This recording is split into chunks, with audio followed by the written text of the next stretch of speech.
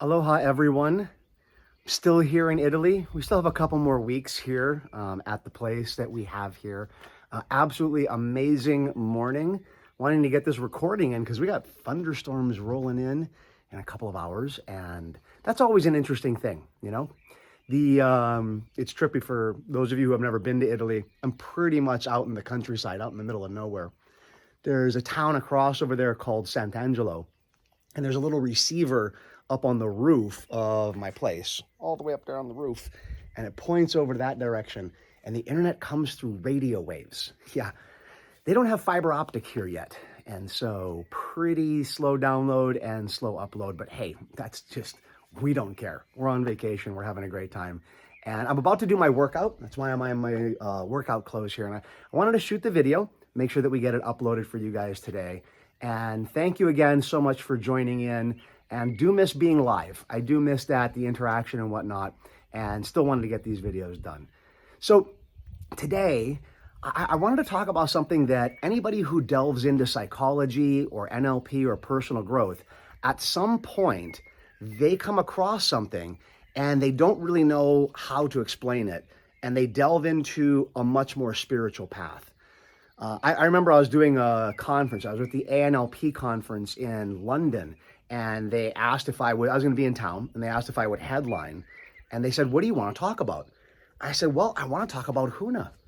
And the person who was running at the time, I had known her for years. She's like, well, this is the ANLP conference. This is a conference on NLP. And I'm like, I know. I'm going to talk about Huna.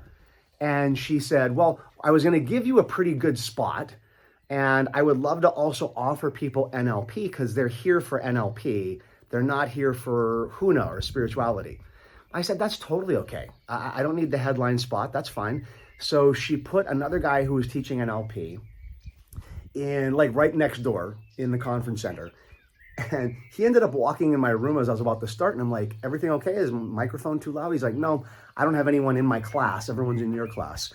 He said, can I join? I said, absolutely. And I'm like, sorry about that, man. They ended up having to reschedule him. And it was standing room only. It was standing room only. I mean, it filled up the entire place. And I started off with Carl Jung. Carl Jung, early psychologist, he delved into spirituality because as you begin to look into your unconscious, you realize there's something more going on than just this psychological mindset stuff that we talk about, right? You look at Richard Bandler. Richard Bandler, after studying NLP and delving into it, went and studied more Western esoterics, teachings from a more spiritual perspective from the Western culture. John Grinder went to Africa and did some modeling with tribes there, because what you discover is at some point, you're sitting there and you're like, okay, I understand now how my mind works. I understand how my unconscious works, but there's something else I just can't put my finger on, whether it's energy that you feel, whether it's all of a sudden you have that concept of the self with a capital S that Carl Jung talks about, where all of a sudden you go, there's something bigger here. You look at the work by people like Dr. John Gottman. John Gottman, The 7 Principles for Making Marriage Work.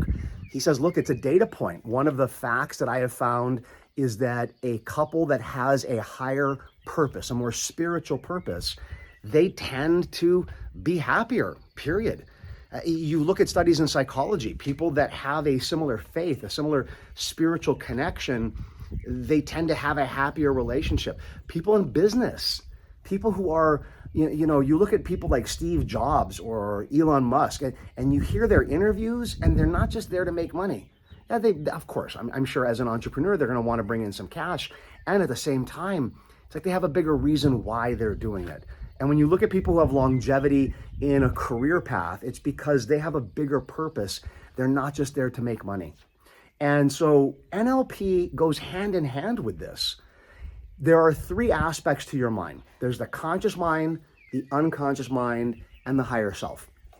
Conscious mind, it's your ego. It's who you know who you are. And you can't get rid of your ego.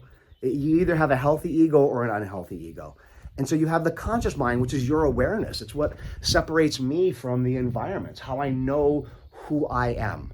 And then you have the unconscious mind, which is the aspect of you that runs your body, that keeps track of your memories, that keeps track of, all of your learnings. It takes care of your behavior. It runs the system.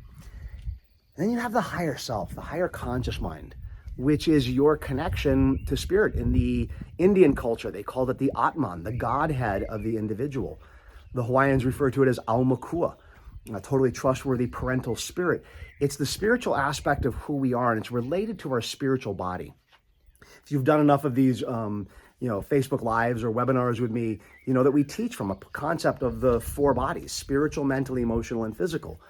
Well, your higher self is the aspect of your consciousness, your personal consciousness, that is related to your spiritual path. Now, in every culture around the planet, every culture, the conscious mind is connected to the unconscious mind, and the unconscious mind is connected to the higher self. Your conscious mind is not directly connected to your higher self. So, when people come and take Huna from me, and they come to our workshop, and then they come and take NLP, they're like, well, clearly you're more into the Huna. I mean, it shows. You get up on stage, there's a different energy, there's a different vibe. I've had students ask me, why do you keep teaching NLP? And I said, well, workouts. Let's use workouts, because I'm about to work out, right? You have upper body workouts, you have lower body workouts. And if you've ever seen someone who neglects one side or the other, there's an imbalance there. NLP is a workout for the connection between your conscious mind and your unconscious mind. And Huna and other spiritual disciplines are a connection between your unconscious mind and higher self. And so if you actually want to be more spiritual, if you want to find more purpose, if you want to have a connection with something, you have to have a strong connection with you, with yourself. That's why I still teach NLP. One of the big reasons why people come and attend the trainings, we get this on marketing surveys all the time, is that we take a more spiritual approach. We talk about energy, we talk about spirit, about God, about higher self. And I really do believe that it helps to bring in a stronger purpose for people. Having a purpose gives you more drive. It gives you more mana. And you guys, purpose is simple. Purpose is down to simplicity. Like, the simpler your purpose, the more energy it has. And how you find your purpose is through, number one, going in and finding you. And how do you connect with you, and how do you understand how your mind works? Because when you do that, then it's actually easier to connect up with your higher self, to connect up with your purpose. Anyway, I hope that helps. Just a fun little topic to explore. And, again, thank you so much for joining on these Facebook Lives.